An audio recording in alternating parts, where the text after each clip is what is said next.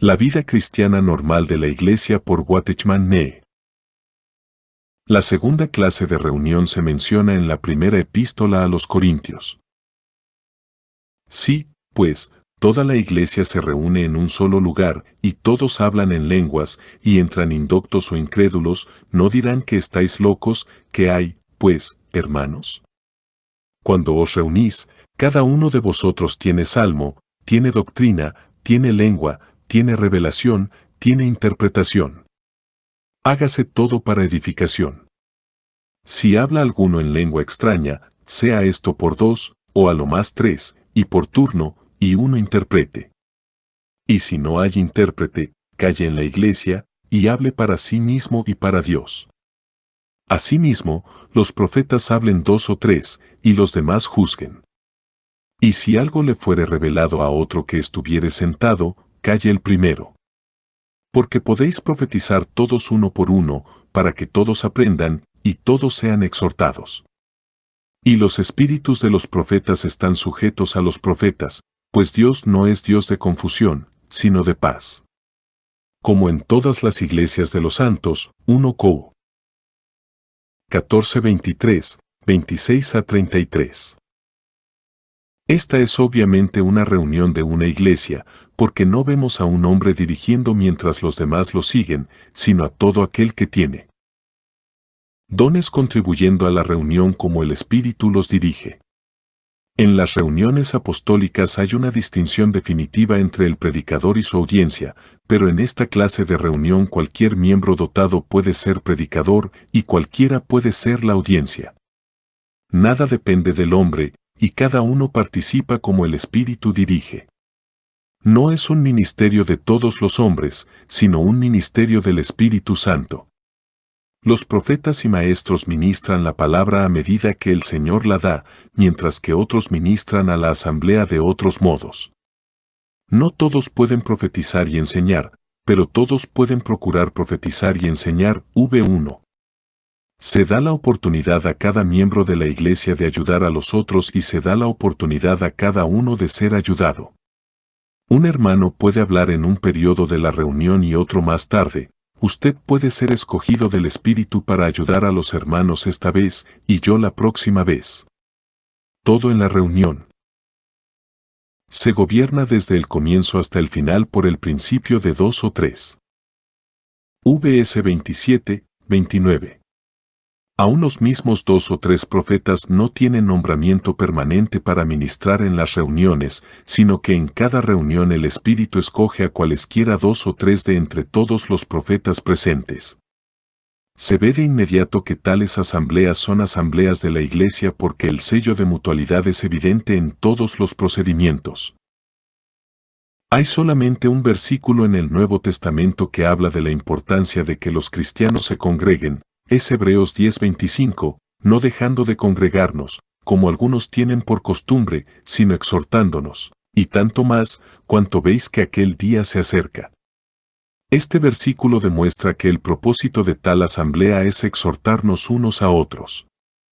Claramente esta no es una reunión apostólica porque no se ve a un hombre exhortando a la asamblea entera, sino a todos los miembros asumiendo igual responsabilidad para exhortarse unos a otros. La reunión de la iglesia tiene estampado el sello de unos a otros. Según la crónica de las Escrituras hay varios propósitos para los cuales la iglesia se reúne. Primeramente, para la oración, HCH, 2:42, 4:24, 31, 12:5, en segundo lugar, para la lectura, Colonia 4:16, 1 TS, 5:27, HCH. 2:42, 15:21, 3031, en tercer lugar, para partir el pan, las reuniones con este propósito no son reuniones presididas por un solo individuo el cual lleva toda la responsabilidad, puesto que se hace referencia a la copa de bendición que bendecimos, el pan que partimos, 1 Cor. 10, 16-17, HCH, 2:42, 27, y en cuarto lugar, para el ejercicio de los dones espirituales, 1 Cor. 14. Esta última clase de reunión es una reunión de la iglesia, puesto que la frase en la iglesia es usada repetidas veces en el pasaje que la describe, VS 28, 3435. De esta reunión se dice que en ella todos pueden profetizar. ¿Cuán diferente es esto de tener un hombre que predica mientras todos los demás se sientan silenciosamente en la banca escuchando su sermón? Tal reunión no tiene lugar entre las diferentes reuniones de la iglesia porque su naturaleza muestra claramente que es una reunión apostólica, y siendo una reunión apostólica pertenece a la esfera de la obra, no a la de la iglesia. Las reuniones en las que la actividad es unilateral no caben dentro de la esfera de la iglesia, porque carecen del rasgo distintivo de todas las reuniones de la iglesia, y cuando se hace cualquier intento de colocarlas en el programa de la iglesia, sin duda resultarán muchos problemas. Qué lástima que esta forma de reunión es la principal característica de las iglesias hoy. A ninguna otra reunión asiste la gente con tanta regularidad como a esta. ¿Quién es considerado un buen cristiano realmente? ¿No es uno que va a la iglesia el domingo por la mañana 52 veces al año para oír al ministro predicar? Pero esto es pasividad y anuncia muerte. Aún el que ha asistido a la iglesia 52 domingos al año, de hecho, no ha estado en una reunión de la iglesia ni una sola vez. Ha ido solamente a reuniones relacionadas con la obra. No quiero dar a entender que nunca deberíamos tener esta clase de reunión, pero el punto es que tal reunión es parte de la obra y no de la iglesia. Si se tiene un obrero en la localidad, entonces se puede tener esta clase de reunión y solamente. Entonces, la iglesia local, como iglesia, no tiene tales reuniones. Cuando las hallemos en conexión con una iglesia, debemos disuadirlas y ayudar a los creyentes a ver que las reuniones de la iglesia son conducidas por la iglesia.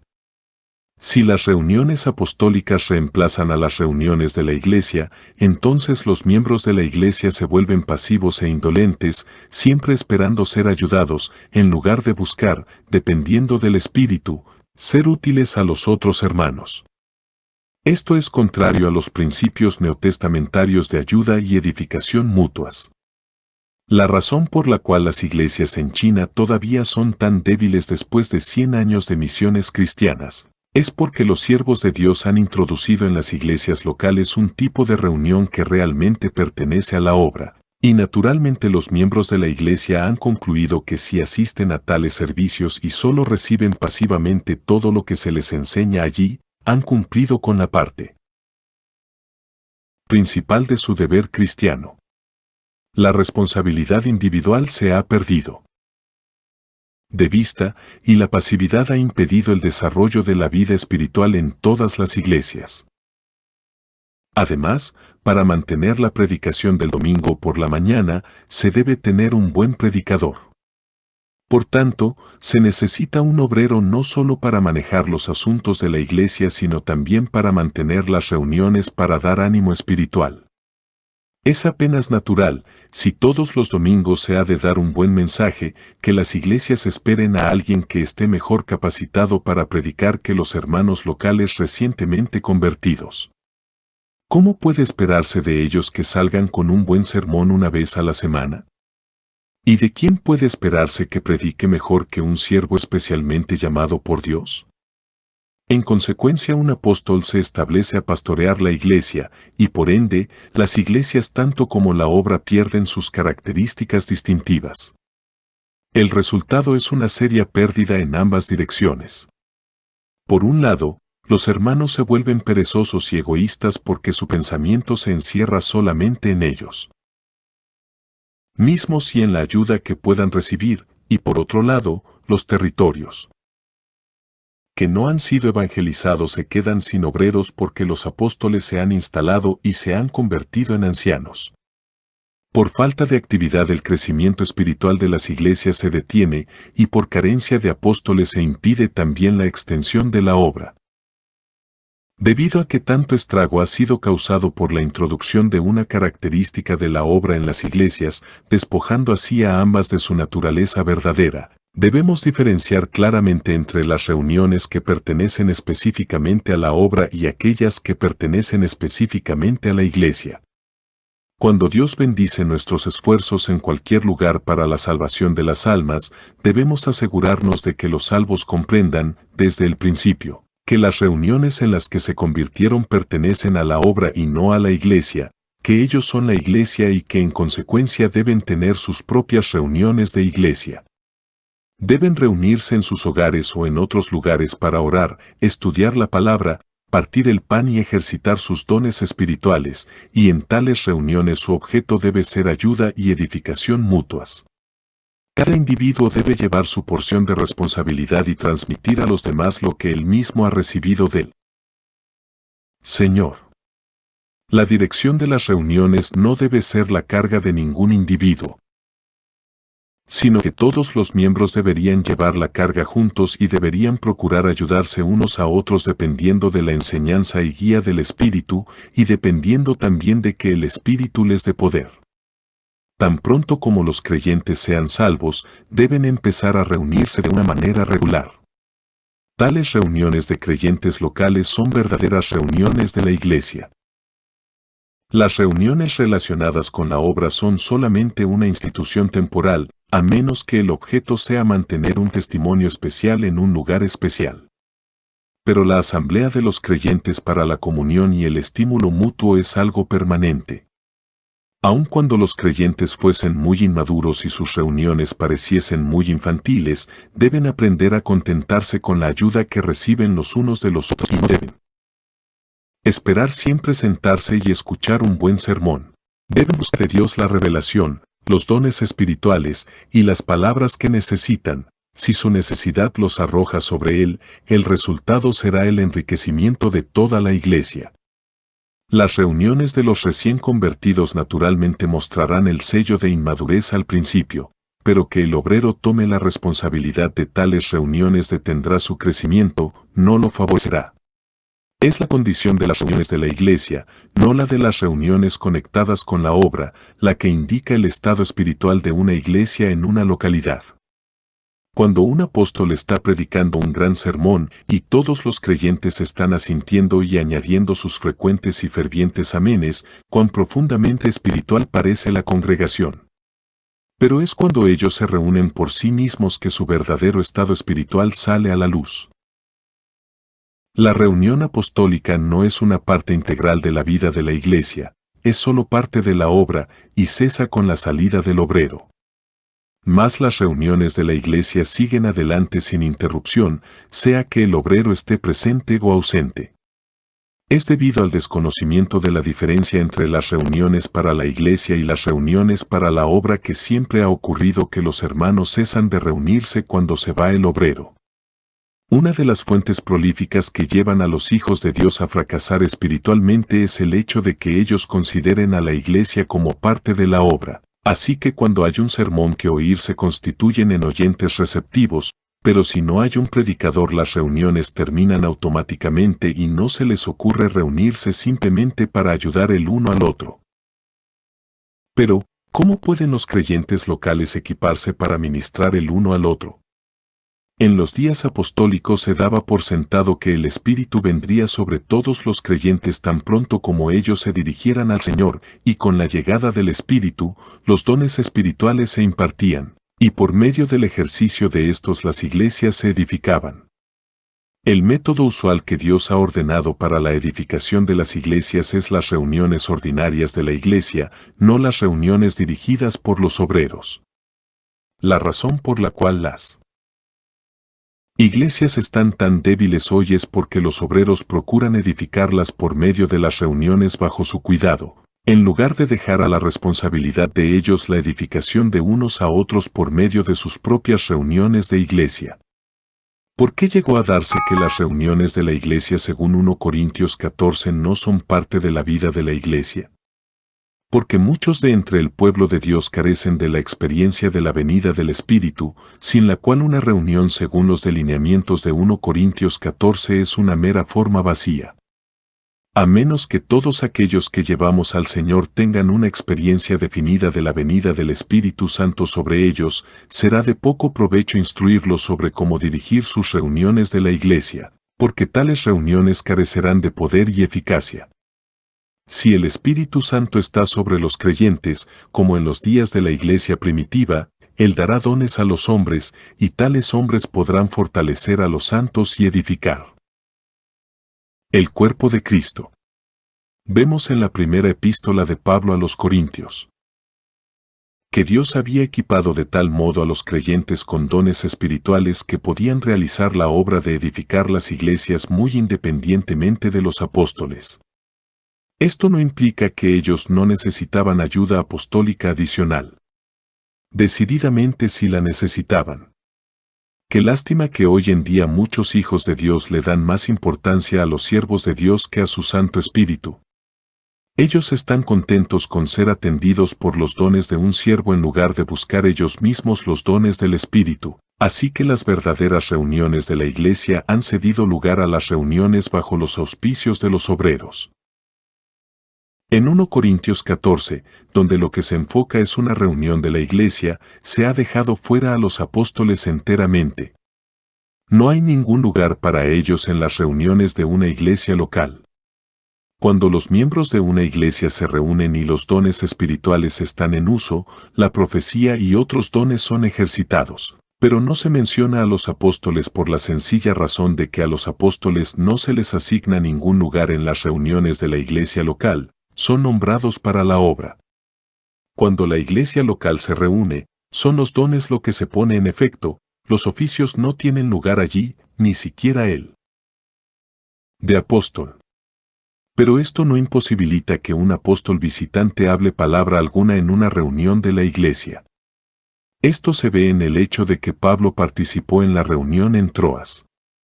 Pero lo que se debe notar es que Pablo solo estaba de paso por Troas, así que su charla allí era simplemente un arreglo temporal para que los santos locales pudieran beneficiarse de sus dones espirituales y de su conocimiento del Señor, no era una institución permanente.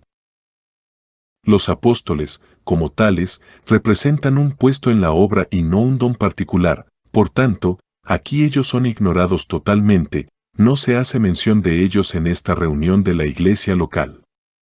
De ningún modo caben en la organización de la iglesia, porque su ministerio como apóstoles no era para las iglesias, sino para la obra.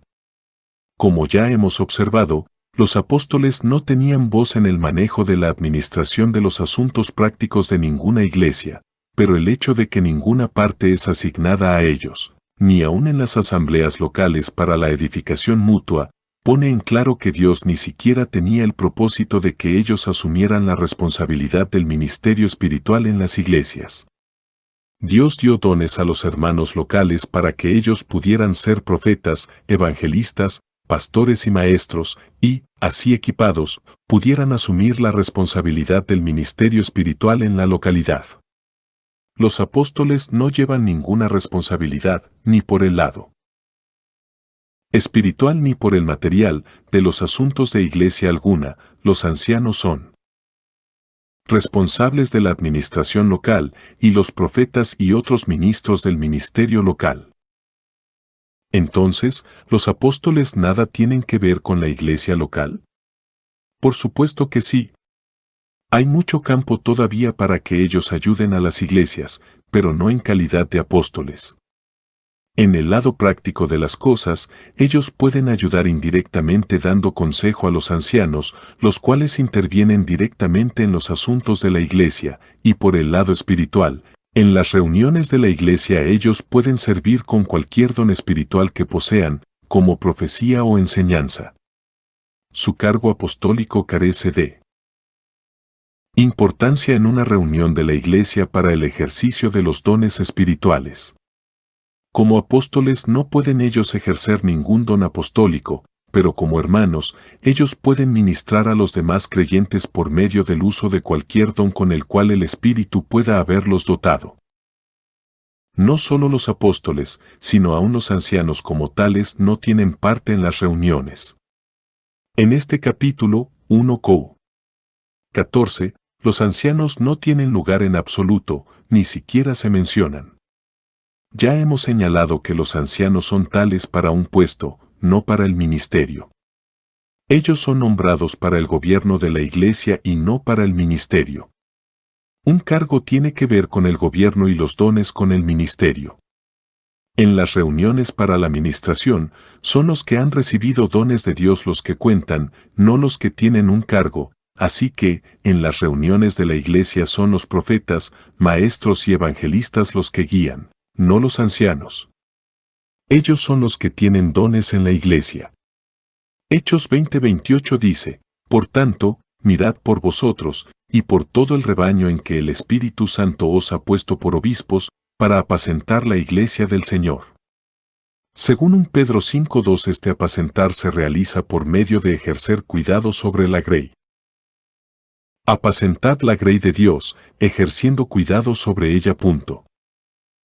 Debemos diferenciar entre el trabajo de los ancianos y la labor de los profetas y maestros. Su trabajo es diferente, pero no son necesariamente personas distintas.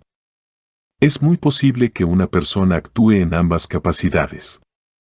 Los ancianos son los que tienen un cargo en una iglesia local, los profetas y los maestros son los ministros dotados en una iglesia local.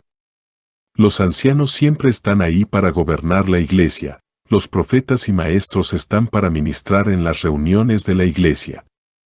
Siempre que hay una iglesia, el Señor no solo designa ancianos para su manejo, sino que también confiere dones a algunos hermanos para constituir los ministros para las reuniones. Esto no significa que los ancianos no tienen nada que ver con las reuniones. Cuando se hace necesario el gobierno en la reunión, ellos pueden ejercer la autoridad allí. En cuanto al ministerio, aunque los ancianos no pueden ministrar como tales, si son también profetas o maestros, ellos pueden ministrar en esa capacidad. Es casi imprescindible que los ancianos sean profetas y maestros, de otro modo no pueden gobernar la iglesia con efectividad. El punto que debe recordarse es que las reuniones de la iglesia son la esfera para el ministerio de la palabra, no la esfera para el ejercicio de ningún cargo. Es para el ejercicio de los dones para edificación. Puesto que los cargos de apóstol y el de anciano son puestos, uno en la obra y otro en la iglesia, los poseedores de cada puesto, como apóstoles o ancianos, están enteramente fuera de las reuniones. Pero Dios será bondadoso para con su iglesia dándole dones para su edificación. Las reuniones de la iglesia son el lugar para el uso de estos dones para ayuda mutua. Todas las reuniones basadas en el principio de mesa redonda son reuniones de la iglesia, y todas las reuniones basadas en el principio del púlpito y la banca son reuniones que pertenecen a la obra. Las últimas pueden ser de una naturaleza provisional, y no necesariamente una institución permanente, mientras que las primeras son una característica regular de la vida de la iglesia. Una mesa redonda lo capacita a usted a pasarme algo y a mí a pasarle algo a usted. Nos proporciona la oportunidad para la expresión de mutualidad, ese rasgo esencial en todas las relaciones de la iglesia. En las iglesias locales debemos disuadir todas las reuniones que se basen en el principio del púlpito y la banca, para que, por un lado, los obreros de Dios estén libres para viajar lejos proclamando las buenas nuevas a los pecadores y, para que, por otro lado, los nuevos convertidos se aferren al Señor para obtener todo el equipo necesario con el cual servirse el uno al otro. Entonces, las iglesias, al tener que tomar su propia responsabilidad, desarrollarán su propia vida espiritual y los dones espirituales mediante el ejercicio. Está bien tener una reunión apostólica cuando un obrero visita la localidad, pero cuando se va, las reuniones del púlpito deben ser descontinuadas. Los profetas, maestros y evangelistas en la iglesia local pueden adoptar reuniones de este tipo esporádicamente, pero deben ser vistas como excepcionales porque fomentan la pasividad y, por lo general, no contribuyen al desarrollo espiritual de las iglesias. Vayamos al libro de Hechos para ver el ejemplo que Dios estableció desde el principio para su iglesia. Y perseveraban en la doctrina de los apóstoles, en la comunión unos con otros, en el partimiento del pan y en las oraciones, y perseverando unánimes cada día en el templo, y partiendo el pan en las casas, comían juntos con alegría y sencillez de corazón. HCH 2:42-46. Tales eran las condiciones en los primeros días de la historia de la Iglesia. Los apóstoles no establecieron un lugar central de reunión para los creyentes, sino que éstos perseveraban en la doctrina de los apóstoles, en la comunión unos con otros, en el partimiento del pan y en las oraciones. Ellos se movían de una casa a otra en comunión unos con otros. Ahora podemos sacar nuestras propias conclusiones de los 3 puntos que hemos considerado. 1. En cualquier lugar donde haya un grupo de creyentes, unos pocos de los más maduros se escogen de entre los miembros para encargarse de los otros, después de lo cual toda la responsabilidad local reposa en ellos. Desde el mismo principio debería aclarárseles a los nuevos convertidos que es por nombramiento divino que el manejo de la iglesia se confía a los ancianos locales y no a ningún obrero de otro lugar. 2. No se hace necesario ningún lugar de reunión para la iglesia. Los miembros se juntan en una o más casas, de acuerdo con las exigencias de su número, y si se vieran obligados a congregarse en varias casas, está correcto que toda la iglesia se reúna de vez en cuando en un solo lugar. Para tales reuniones debe procurarse un lugar especial para la ocasión, o un lugar permanente, según las condiciones existentes en la iglesia. 3. Las reuniones de la iglesia no son la responsabilidad de los obreros. Los creyentes locales deben aprender a usar los dones espirituales que Dios les ha confiado para ministrar a sus cocreyentes. El principio según el cual se llevan a cabo todas las reuniones de la iglesia es el de la mesa redonda, no el del puya banca. Cuando algún apóstol visita un lugar, puede dirigir una serie de reuniones para la iglesia local, pero tales reuniones son excepcionales. En las reuniones regulares de la iglesia los hermanos deben contribuir con sus aportes especiales en el poder y bajo la guía del Espíritu. Pero para hacer que tales reuniones tengan mérito definido, es esencial que los creyentes reciban dones espirituales, revelación y palabra. Por tanto, los obreros deben hacer un asunto de real importancia que todos sus convertidos experimenten el poder del Espíritu derramado. Si se siguen los ejemplos que Dios nos ha mostrado en su palabra, entonces en las iglesias nunca surgirán dudas relativas al autogobierno, autosostenimiento y autopropagación. Y las iglesias en las distintas localidades, en consecuencia, se evitarán mucho gasto innecesario, lo cual las capacitará para auxiliar libremente a los creyentes pobres, como hicieron los corintios, o a ayudar a los obreros, como los filipenses hicieron. Si las iglesias siguen las líneas que Dios mismo ha propuesto para ellas, la obra de Dios adelantará sin impedimento y su reino se extenderá sobre la tierra. El ministerio, la obra y las iglesias. En los anteriores capítulos de este libro ya hemos visto lo que son el ministerio, la obra y las iglesias locales. En este capítulo hemos visto la conexión que existe entre el ministerio y la iglesia local, y también la diferencia entre la iglesia y la obra. Ahora podemos considerar de manera más minuciosa la relación entre el ministerio, la obra y las iglesias, a fin de ver claramente cuál es su posición, cómo funcionan, cuáles son sus esferas respectivas, y cómo se relacionan entre sí. En Hechos 13 vimos que Dios había establecido una de sus iglesias en cierta localidad, luego, Él dio dones a unos cuantos individuos en esa iglesia para equiparlos a fin de que ministraran allí como profetas y maestros, con el propósito de que la iglesia fuera edificada. Estos profetas y maestros constituían el ministerio en esa iglesia. Cuando estos ministros alcanzaron cierto grado de madurez espiritual en vida y en dones, Dios envió a 2 de ellos a laborar en otros lugares, y la historia se repitió en las iglesias establecidas por esos 2 apóstoles. ¿No ve usted aquí la relación entre las iglesias, el ministerio y la obra? 1. Dios establece una iglesia en una localidad. 2. Él levanta hombres dotados en la iglesia para el ministerio. 3. Él envía a la obra a algunos de estos hombres especialmente equipados. 4. Estos hombres establecen iglesias en diferentes lugares. 5. Dios levanta otros hombres dotados de entre estas iglesias para el ministerio de edificarlas. 6. Algunos de estos, a su vez, son lanzados a laborar en otros campos. De este modo, la obra produce directamente las iglesias y las iglesias producen indirectamente la obra. Asamblea en Santo Domingo Este. Escrito por el hermano Watchman Nee en el año 1951. Para más información comuníquese con este número de WhatsApp. 1-829-747-1995.